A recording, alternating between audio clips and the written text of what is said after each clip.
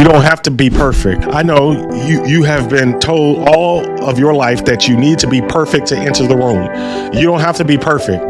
I know you believe you've got all of this noise operating in the background of your mind. I know it.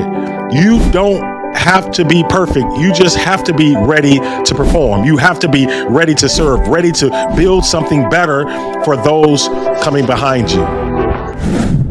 Are you ready to unlock growth, build resilience, and confidently take the next step in leadership, career, and faith? Welcome to The Next Move. I'm Orvin Kimbrough, a CEO, author, and leader with a passion for helping people and organizations thrive. My journey from foster care to CEO has fueled my mission to help professionals scale their confidence, leadership, and influence through mindset shifts, expanded networks, and bold action. Each week, I'll share reflections ripped straight from my blog to inspire and empower you with actionable insights. Let's get started and make your next move your best move. Welcome back to The Next Move, the podcast where we explore faith, leadership, and personal growth to help you take your next step with purpose and confidence. Folks, I'm your host, Orvin Kimbrough. Today, I want to talk to a very specific kind of listener. Maybe you're someone who's been underestimated your entire life. Maybe you felt locked out of rooms you know you're qualified to be in. Or maybe, just maybe, you've been given a shot and you're trying to figure out how not to waste it. This episode, folks, is called From Foster Care to the Boardroom, a shot, a seat, and a strategy for equity. And I want to speak from both the heart and the head.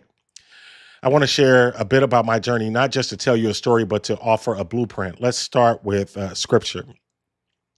And who knows but that you have come to your royal position for such a time as this. This is found in Esther.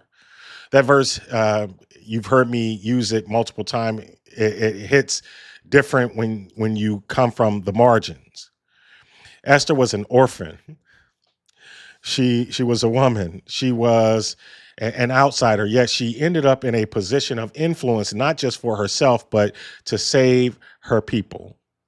That's not just a Bible story, folks. That's part of my story, is part of your story. I'm a foster kid who was given a shot, and I've spent every day trying to make good on that opportunity, not just for myself, but for others like me who've never been handed the keys to the room, let alone the building.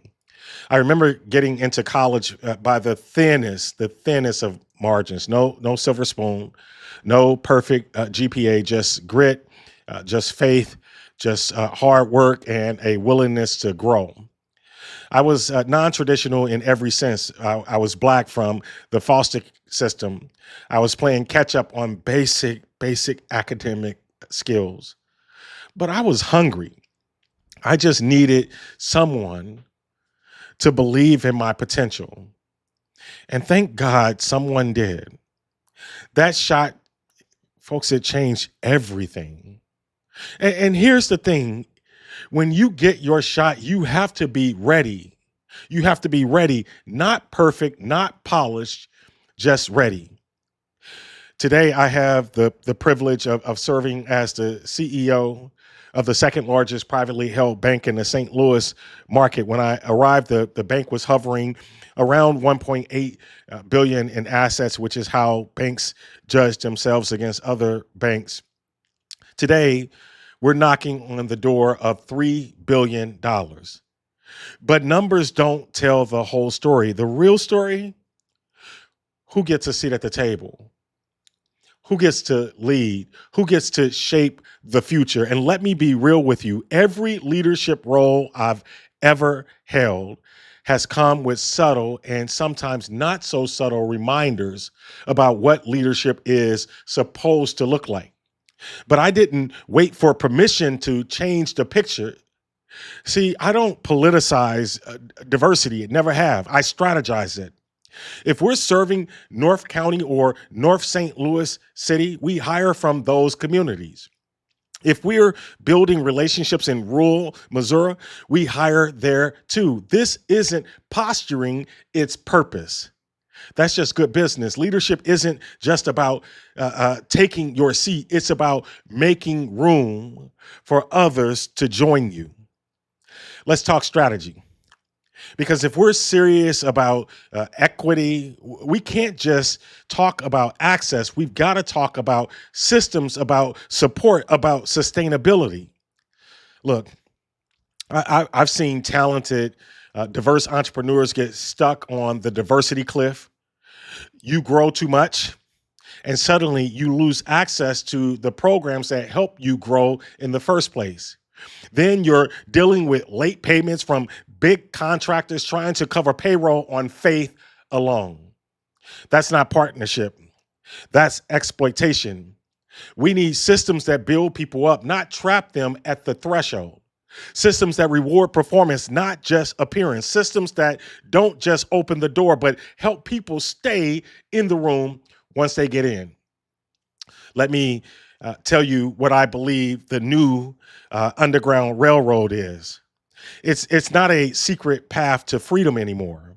It's entrepreneurship. Folks, the new Underground Railroad is entrepreneurship. It's leadership. It's people rising up from the margins, not waiting for handouts, but building systems of their own. Whether you're running a corner hustle or leading a corporate division, you're pushing back against systems that were never built for you in the first place. Every time we rise in institutions, we create precedent. We model what's possible, but that comes with responsibility too.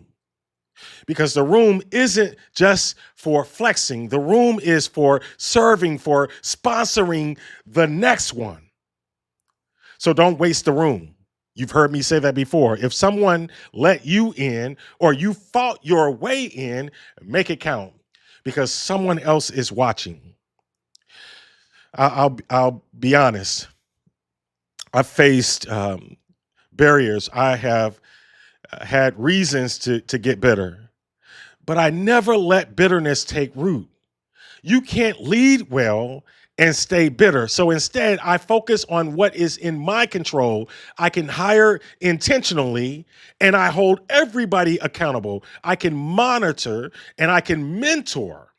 I can mentor someone overlooked. I can sponsor people who don't check every box, but who are hungry. I can monitor their progress and help to aid them if they are willing to aid themselves. I can keep showing up in rooms that weren't built from me. They weren't built for me. They weren't built for you until they are. Here's my last point on this. You don't have to be perfect. I know you have been told all of your life that you need to be perfect to enter the room. You don't have to be perfect. I know you believe you've got all of this noise operating in the background of your mind. I know it. You don't have to be perfect. You just have to be ready to perform. You have to be ready to serve, ready to build something better for those coming behind you. I may be an accidental banker, but I'm intentional about the legacy I leave. And who knows, maybe you're in your royal position for such a time as this.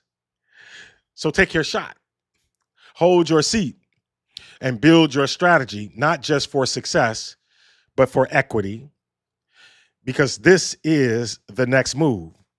Thanks for tuning in to The Next Move. If this episode encouraged you, if it challenged you or made you think differently about your seat at the table, I'd love for you to share it with someone who needs a push. Put your perspective on it. Until next time, I'm Orvin Kimbrough, reminding you to lead with faith, perform with purpose, and always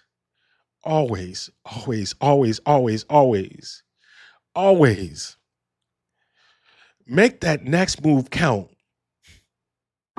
Thank you for tuning in to The Next Move. I hope today's reflection inspired you to take the next step in your leadership, career, or faith journey. If this episode resonated with you, Share it with someone who might need a little encouragement this week. Don't forget to subscribe so you never miss an episode. And if you'd like more reflections or resources, visit orvinkimbrough.com or theaccidentalbanker.com. Until next time, remember, every step you take brings you closer to thriving. Let's keep moving forward together.